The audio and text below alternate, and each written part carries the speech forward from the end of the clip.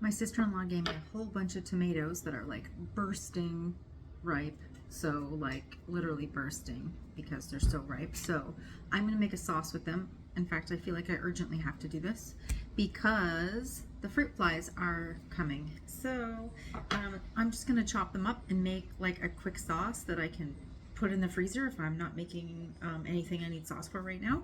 And it's super easy.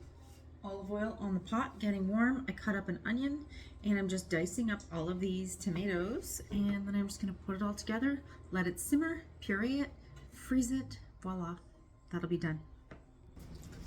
I'm also gonna throw in some fresh basil from the garden. I'm just gonna chop it up and put it in there to add a little extra herb and nutrients and taste, and salt and pepper, turmeric, because I put that shit in everything. That's good for inflammation and such. What else will I put in there? Some oregano. Also, it's dried oregano, but it's also from my garden. I also added 2 garlic cloves.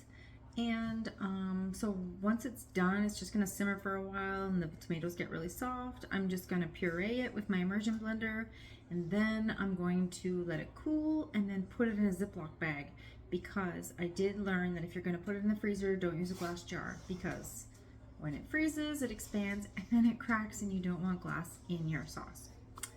Learned from experience. So that's how I'm making tomato sauce. Easy peasy.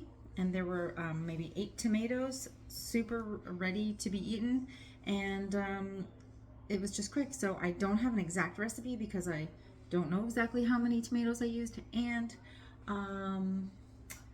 it was kind of like no measurements. I just and cut and chop and put it in, blend it, yummy.